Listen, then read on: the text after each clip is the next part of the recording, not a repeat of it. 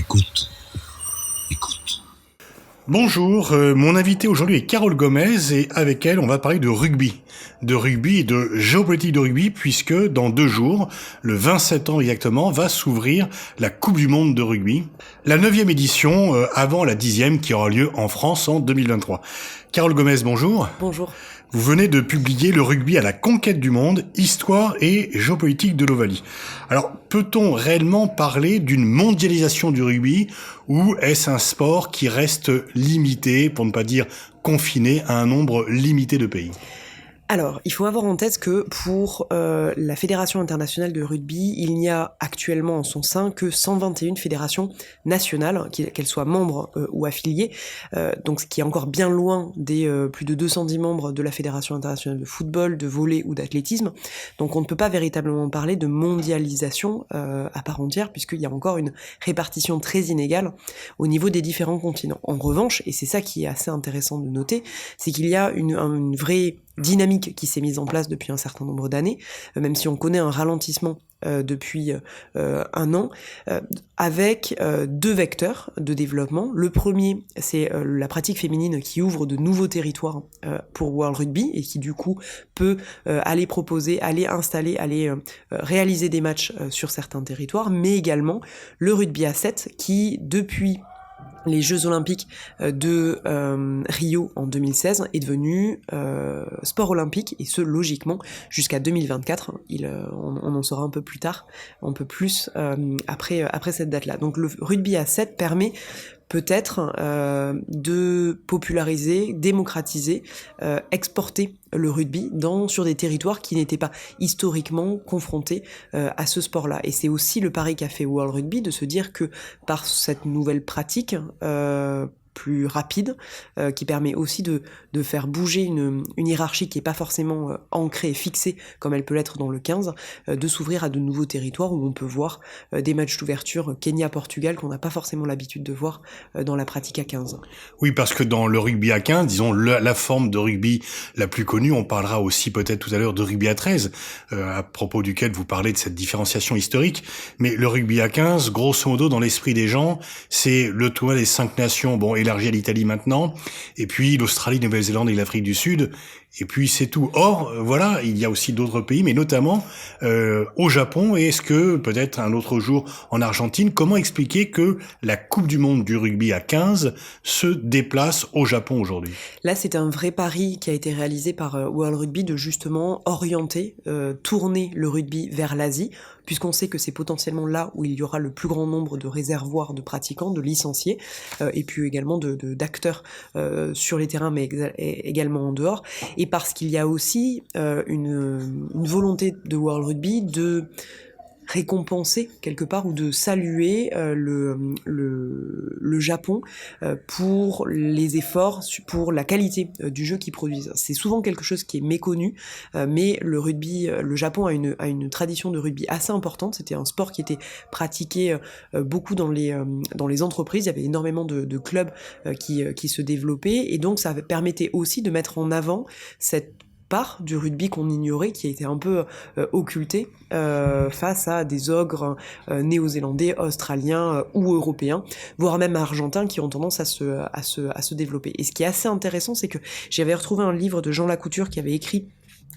au début des années 1990 sur les futurs territoires et les futurs espoirs montants du rugby, et au final on retrouve exactement les mêmes équipes qu'on voit aujourd'hui, à savoir le Japon, l'Argentine, les Tonga, les Fidji, les Samoa. Donc au final, entre 1990 et aujourd'hui, la hiérarchie n'a pas été complètement bouleversée, puisqu'on retrouve ces mêmes espoirs encore aujourd'hui. Donc ce qui montre encore que le rugby à 15, notamment masculin, est très figé, et qu'il n'y a pas encore beaucoup de lutte pour venir un peu renverser cette hiérarchie. Il est figé dans le palmarès, mais pas dans la pratique, puisqu'il s'étend, et vous mettez dans votre livre que le nombre de fédérations affiliées à la Fédération internationale n'a cessé de croître. Tout à fait. Et alors, il faut remettre en perspective, fédération qui a été créée à la fin du 19e siècle et qui, jusqu'en 1987, date de la première Coupe du Monde masculine organisée, ne comptait que 8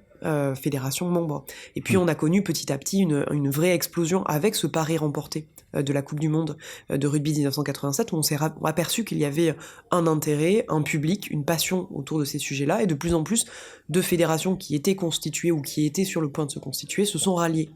à, non pas World Rugby, mais l'IRB à l'époque, pour justement participer à cette écriture du rugby mondial. Et c'est vraiment dans cette logique-là que aujourd'hui World Rugby se situe, cette volonté de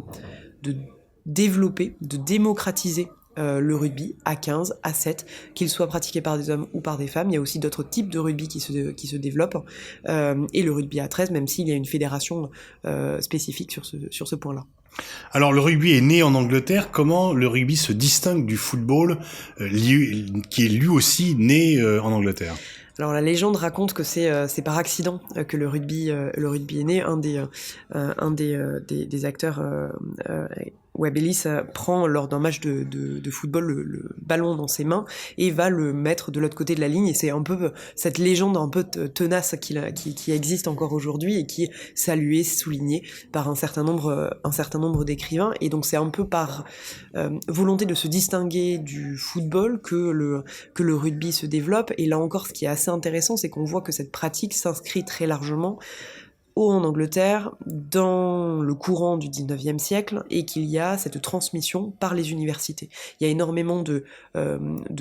compétitions qui commencent à se créer, et puis petit à petit, ça va quitter les frontières de l'Angleterre, se développer dans certaines usines, et on verra sans doute par la suite, mais c'est aussi ça qui va créer la scission entre le rugby à 15 et le rugby à 13. Et puis, cette diffusion du rugby à 15 va se faire à l'instar du football par les ports, par les échanges commerciaux, diplomatiques, politiques, économiques que pouvaient avoir le Royaume-Uni et l'Angleterre à l'époque. Et c'est pour ça qu'on va retrouver dans cette logique de cette puissance de l'Angleterre des matchs organisés en Nouvelle-Zélande, en Australie, en Afrique du Sud, dont on sait que ces pays-là avaient et ont encore une très forte relation avec Londres. Et donc c'est vraiment dans cette perspective que le rugby s'étend, avec une exception qui est la France, où les relations entre le Royaume-Uni et l'Angleterre et la France sont toujours relativement spécifique, pour ne pas dire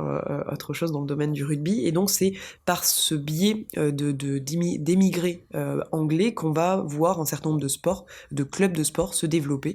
dans différents ports, dans différentes grandes villes qui sont tenus par des hommes d'affaires britanniques qui ont voulu s'installer en France, notamment pour des questions politiques ou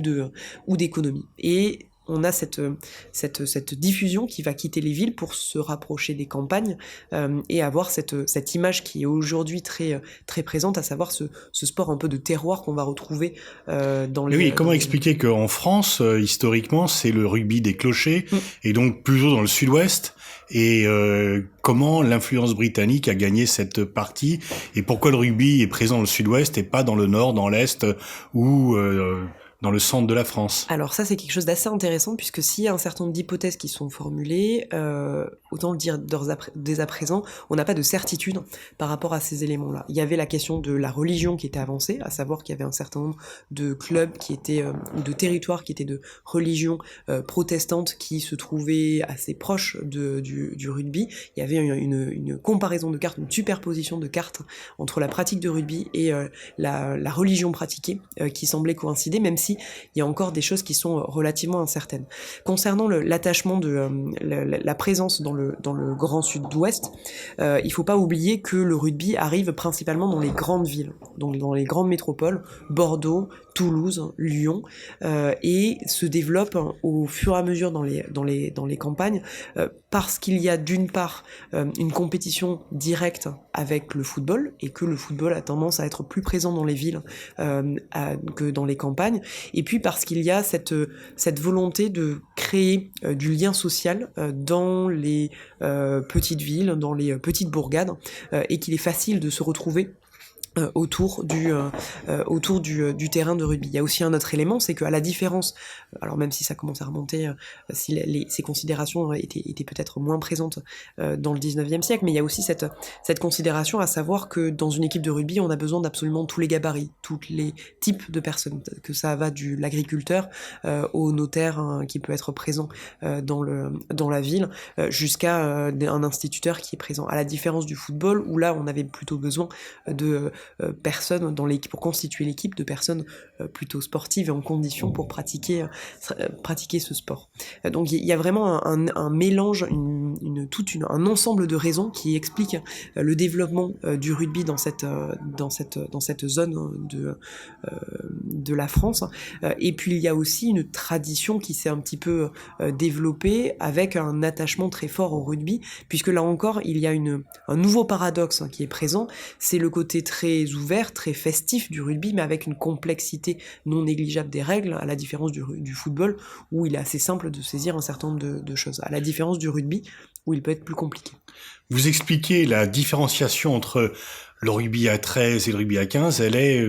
de nature politique en fait. Bien sûr, et c'est aussi quelque chose qu'on a tendance à oublier quand on regarde Alors qu'est-ce qui fait le divorce? Comment on distingue le rugby à 13 du rugby à 15? Alors le rugby à 13, déjà c'est compris d'un point de vue sémantique, c'est assez clair, à savoir qu'il y a 15 joueurs d'un côté et 13 joueurs dans le rugby à 13, et cette différenciation intervient assez rapidement dans la naissance du rugby, puisque si ce rugby est pratiqué dans les universités, très rapidement un certain nombre d'usines, d'entreprises commencent dans les normes de l'Angleterre et de l'Écosse à trouver son public parmi des ouvriers. Le problème, c'est que pour jouer régulièrement, pour s'entraîner, il y a un déficit, un manque à gagner de la part de ces ouvriers qui peuvent, par blessure, par temps de trajet, perdre leur salaire et perdre potentiellement leur emploi. Et il y a cette volonté de la part de ces équipes-là de revendiquer non pas un salaire ou la professionnalisation, comme c'était déjà le cas dans le cadre du football, qui lui est accédé à la professionnalisation assez rapidement, mais au contraire, il y avait une volonté de la part de ces ouvriers-là de demander à la fédération une sorte de dédommagement qui peut expliquer, qui viendrait combler ce manque à gagner. Et puis rapidement, on se rend compte que cette réclamation n'est pas du tout acceptée par les instances dirigeantes de la fédération anglaise de rugby, et qui considèrent que c'est le fait de rentrer et de donner cette compensation serait faire insulte au principe, au sacro-saint principe qui est l'amateurisme, puisque dans l'esprit de l'époque, les joueurs ne devaient pas être joueurs professionnels, ils devaient faire ça à côté de leur activité pour venir enrichir leurs relations sociales, leurs relations professionnelles, et que ça dénotait également d'une perspective qu'ils n'avaient pas envisagée, à savoir que des hommes, principalement ouvriers, pouvaient pratiquer ce sport qu'on considérait seulement pratiqué par des gentlemen. Et donc il y avait vraiment cette différenciation extrêmement forte, et que l'on retrouve dans un certain nombre d'écrits qui montrent bien que la fédération nationale ne voulait pas ouvrir cette porte, vous ne pouvez pas ouvrir trop grand la porte à ces ouvriers anglais et irlandais. En France, le rugby à 13 a été sanctionné politiquement. Oui, bien sûr, et c'est aussi ça qui est également intéressant de noter, c'est qu'il y a eu un certain nombre de critiques qui ont été faites vis-à-vis de ce sport, puisqu'on considérait qu'il était un concurrent direct, une pâle imitation de ce rugby à 15 qui était déjà extrêmement implanté dans le territoire. Et d'ailleurs, le régime de Vichy, ainsi qu'un certain nombre de personnes, n'ont pas hésité à dénoncer la professionnalisation du rugby à 13, mais également de l'interdire tout simplement, parce qu'on considérait que ça ne faisait pas honneur aux valeurs du sport, et c'était même contraire aux différentes valeurs qui pouvaient exister. Donc il y avait vraiment cette différenciation, et il y avait un auteur qui parlait du rugby interdit, qui était présent dans un certain nombre de nos territoires, mais qui ne pouvait pas réellement être exercé, puisque ça allait à l'encontre, c'était du sacro-saint principe de l'amateurisme, qui a résisté jusqu'en 1995, il ne faut pas l'oublier. Alors, le rugby, comme le football, s'accorde de plus en plus au féminin. On assiste à un développement du rugby féminin. Est-ce que c'est un phénomène européen ou un phénomène mondial, et quelles sont ses limites ou ses avancées? Effectivement, et c'est aussi ça qui est assez intéressant à analyser, à la fois nationalement, mais également internationalement. Il y a une vraie, maintenant, il y a un vrai coup d'accélérateur qui est mis au niveau de la pratique féminine, puisque World Rugby s'est rendu compte que s'il y avait des difficultés à trouver de nouveaux publics, à convaincre un certain nombre de pays ou de fédérations de porter ce message et d'aller chercher de nouveaux pratiquants, au niveau des femmes, c'était un vivier qui était quasiment inexploité. Et il y a d'ailleurs un élément qui est assez intéressant à ce niveau-là. D'une part, l'adhésion du rugby au programme olympique rugby à 7, qui est à la fois une épreuve masculine mais également une épreuve féminine, donc ce qui permet d'ouvrir considérablement ce réservoir-là, mais également le fait que on se rend compte aujourd'hui qu'on a assez peu de données. Il y a un élément, un exemple qui est assez parlant, c'est que dans les années 2010, on estimait à 1,5 million le nombre de pratiquantes dans le monde, et puis il y avait des phrases qui étaient prononcées qui étaient assez générales. Et puis petit à petit, au fur et à mesure des rapports annuels de la part de World Rugby, on se rend compte que c'est une donnée qui est de plus en plus fine, c'est une analyse qui est de plus en plus fine, et petit à petit, on voit quels sont les territoires qui progressent le plus, on voit que les retombées médiatiques sont importantes, on voit que les rencontres sont de plus en plus suivies sur les réseaux sociaux, à la télévision ou en direct dans les matchs. Et donc, World Rugby a vraiment senti qu'il y avait une vraie carte à jouer, un vrai enjeu stratégique à se diriger vers ce public-là. Et on voit aujourd'hui de plus en plus à la fois de campagnes de communication, mais également d'orientation stratégique pour développer ce secteur-là. Après, une fois qu'on a dit ça, il faut maintenant passer à la réalité du terrain et de se dire que est-ce que cette décision ô combien politique va se retranscrire sur le terrain, et que il va y avoir une réelle augmentation des licenciés, ce qui pour l'instant est le cas, qui est de façon il faudrait avoir une analyse par pays pour voir quels sont les pays qui progressent le plus sur ces questions-là, mais il est clair qu'aujourd'hui le rugby ne peut plus se passer de femmes en son sein, mais également sur le terrain, pour justement être arrivé à se développer. Et la question française et le cas français est assez intéressant à noter, puisque si on remarque un recul au niveau des pratiquants, au niveau des pratiquantes au contraire, c'est quelque chose qui est croissant, et la Coupe du Monde organisée en France il y a de ça quelques années a été un symbole assez intéressant et assez fort de se dire que ça n'a intéressé peut-être pas grand monde, et au final il y a eu des scores d'audience mais également de présence dans les stades extrêmement intéressantes, sans compter que aujourd'hui les performances de l'équipe féminine à 7 comme à 15 sont assez intéressantes, assez stimulantes, parfois même plus que le rugby masculin à 15. Vous consacrez un chapitre aux valeurs du rugby, aux valeurs de l'Ovalie. Alors il y a ce débat un peu, vous citez vous-même la phrase que le rugby est un sport de voyous joué par des gentlemen et le football est un sport de gentlemen joué par des voyous. On a souvent opposé les valeurs du rugby et les valeurs du football. Est-ce que cette opposition vous paraît pertinente? Et il y a aussi un débat aujourd'hui sur la remise en cause des valeurs du rugby, voire sur la footballisation du rugby. Vous employez vous-même cette expression. Oui, effectivement, c'est quelque chose à l'instar de la question de l'amateurisme, la question des valeurs de l'Ovalie qui sont très souvent mis en avant et revendiquées par le monde du rugby, se trouve aujourd'hui un certain nombre de limites ou fait face à un certain nombre de contradictions. La question de la footballisation que vous abordez, effectivement, elle se retrouve à la fois au niveau de l'économie, où on se rend compte aujourd'hui de plus en plus que l'on est dans un système qui, depuis la professionnalisation de 1995, est constamment en changement, en évolution, et qu'on se retrouve face à des situations qu'on n'avait pas forcément anticipées ou dont on n'avait pas forcément mesuré l'importance en quelques années. Et donc ça pose aussi la question des valeurs qui sont basées sur la question de l'équipe, la question de la solidarité, la question du fair play, la question également de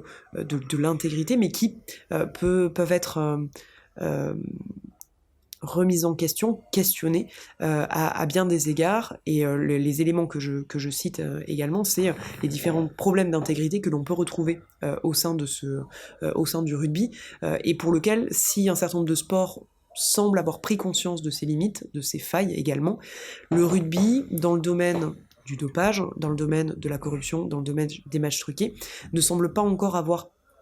saisi pleinement cet enjeu, même s'il y a d'énormes efforts qui sont faits sur cet élément-là, mais il y a encore une espèce de prudence dans cette volonté à associer tous ces mots qui existent dans le sport avec le rugby. Et donc c'est aussi quelque chose qui est, à mon sens, important de prendre en compte pour justement arriver à apporter des réponses concrètes à ces situations qui se posent. Vous consacrez également un chapitre au rugby, nouvel outil de diplomatie sportive. Pourriez-vous nous en dire un peu plus sur cet instrument-là ? Oui, il y a effectivement, à l'instar d'un certain nombre de sports qui sont souvent cités, le football, le baseball, le basketball, le rugby me semblait être un petit peu oublié, mais on le voit avec deux exemples. L'exemple japonais que l'on va connaître dans quelques jours, l'exemple français, mais également l'exemple argentin. On voit à quel point le rugby peut être un outil, un sport qui peut servir un certain nombre de diplomatie sportive mise en œuvre par des pays ou par des villes. Le cas du Japon est à ce titre intéressant puisque assez rapidement, dans la logique de l'accueil de grands événements sportifs, il y a eu cette volonté d'être présent dans le domaine du rugby qui n'était pas forcément le domaine dans lequel on les attendait, et qui a permis, pour la première fois dans l'histoire, de voir à la fois l'organisation d'une compétition internationale de rugby qui a lieu donc cette année, mais également l'organisation des Jeux Olympiques et Paralympiques en 2020. Situation qui est comparable à celle que va connaître la France avec France 2023, mais également les Jeux Olympiques et Paralympiques de Paris en 2024. Donc c'est aussi cette volonté de la part de certains États de miser sur ce sport qui jusqu'à présent n'avait pas forcément été identifié comme porteur, vecteur de diplomatie, et le cas de l'Argentine me semble également intéressant à étudier. Alors l'équipe de France va commencer sa Coupe du Monde. Pour reprendre l'expression du président de la République, elle ne part pas favorite. Comment expliquer que la France, qui fut une place forte du rugby, a aujourd'hui une équipe qui, du tournoi des 6 nations aux différents matchs tests, semble moins performante, quels que soient les sélectionneurs ?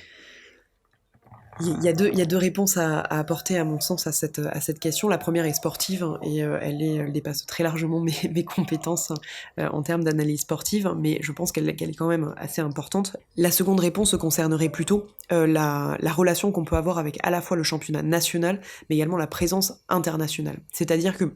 on considère aujourd'hui que le top 14, qui est le championnat français de première division, est l'un des plus performants au monde, tout simplement parce qu'il y a les meilleurs joueurs qui s'y retrouvent, qui s'y affrontent dans un championnat resserré autour de 14 clubs, et qui fait que le niveau pratiqué est extrêmement fort. Le problème de cette attractivité, c'est justement de faire venir un certain nombre de stars, de grands joueurs internationaux, et donc quelque part aussi de venir, non pas gêner, mais de peut-être moins développer le réservoir de talents qu'on peut avoir en France, et qui n'ont plus forcément l'habitude de jouer des saisons entières ensemble, et qui se retrouvent du coup un peu dépourvus lorsque arrive la saison internationale. C'est par exemple le cas en Nouvelle-Zélande, où les clubs qui sont présents en Nouvelle-Zélande jouent pendant l'année, et on retrouve la structure quasiment intégrale de ces joueurs qui affrontent ensuite les sélections internationales. Donc à mon sens, il y a vraiment ce côté à la fois sportif, sur lequel je laisserai des personnes plus compétentes que moi réagir, mais également l'aspect plus attractivité, qui me semble intéressant à souligner. Merci Carole Gomez. Je renvoie à la lecture de votre livre « Le rugby à la conquête du monde » qui vient d'être publié aux éditions Armand Collin.